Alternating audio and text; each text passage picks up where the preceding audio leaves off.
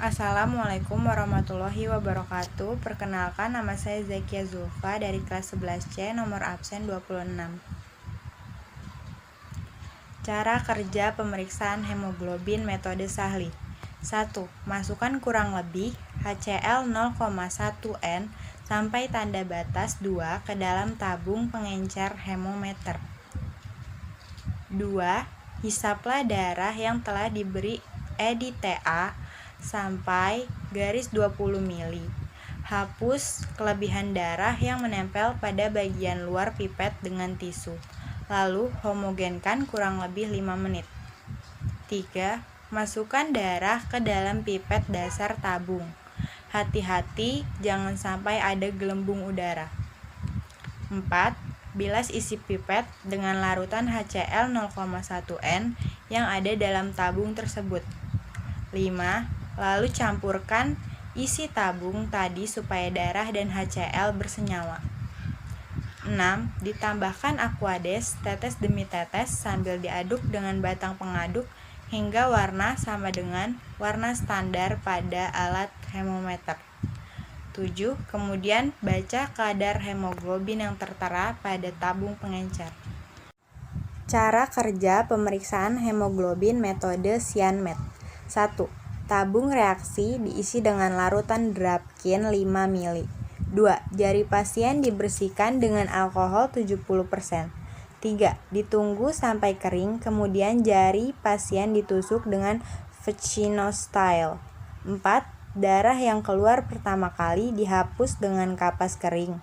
Darah berikutnya dihisap dengan pipet HB sampai tanda batas 20 mikron atau dengan menggunakan mikropipet 20 mikron. 5. Darah dimasukkan ke dalam tabung yang berisi larutan Drapkin.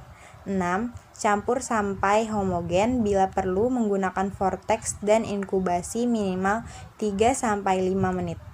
7. Larutan dihomogenkan kembali, kemudian larutan diukur nilai absorbannya pada spektrofotometer pada panjang gelombang 546 nanometer menggunakan blanko reagen. 8. Hasil dibaca pada kurva standar atau dikalikan dengan faktor. 9. Baca absorbansi larutan tersebut pada panjang gelombang 546 nanometer. 10. Gambarkan hasil tersebut pada kertas grafik, kadar hemoglobin atau gram per desiliter pada ordinat dan absorbansi pada absisnya. 11.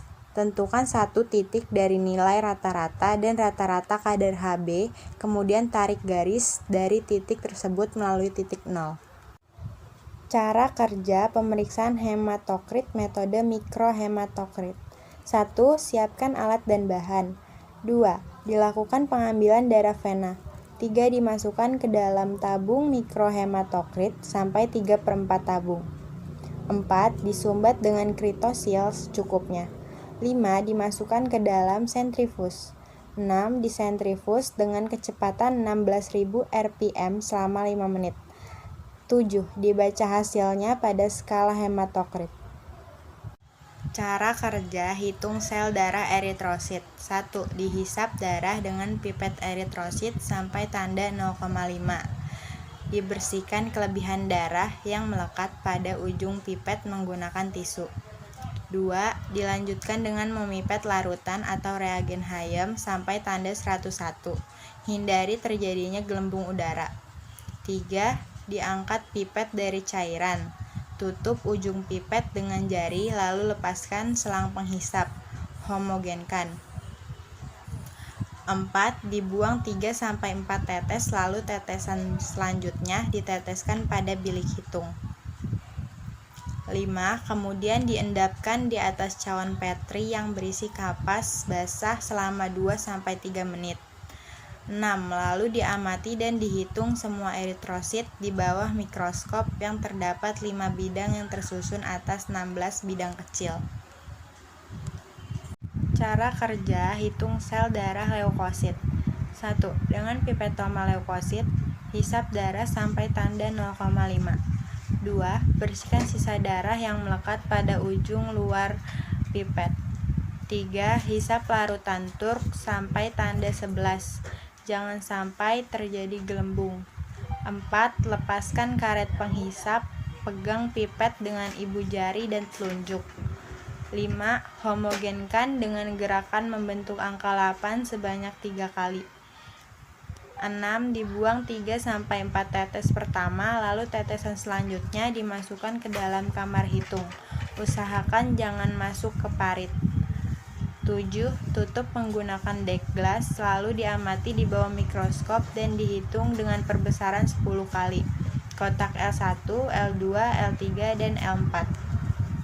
Cara kerja hitung sel darah trombosit. 1. Hisap darah sampai tanda batas 0,5. Bersihkan darah yang melekat pada ujung pipet dengan tisu. 2. Hisap larutan Rhys-Ecker sampai tanda 101. Hindari terjadi gelembung udara. 3. Diangkat pipet dari cairan. Tutup ujung pipet dengan jari lalu lepaskan selang penghisap. Lalu homogenkan. 4. Dibuang 3-4 tetes, lalu tetesan selanjutnya diteteskan pada bilik hitung. 5. Kemudian diendapkan di atas cawan Petri yang berisi kapas basah selama 2-3 menit. 6. Lalu diamati dan dihitung semua trombosit di bawah mikroskop. Cara kerja pemeriksaan SAD atau hitung jenis leukosit.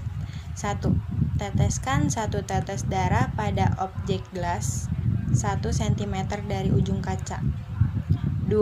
Letakkan kaca penghapus dengan sudut 30-45 derajat terhadap kaca objek di depan tetesan darah. 3. Dorong kaca penghapus ke belakang menyentuh tetesan darah sehingga tetesan darah melebar mengikuti kaca penghapus. 4. Dengan gerakan mantap, tarik kaca penghapus ke arah depan. Hapusan darah 3-4 cm atau panjang 1/2 sampai 1/3 kaca objek dan hapusan tidak boleh sampai tepi kaca objek. 5. Biarkan hapusan darah kering di udara. 6. Tulis identitas pasien di bagian tebal hapusan dengan pensil. 7. Sediaan diwarnai dengan metode rapid.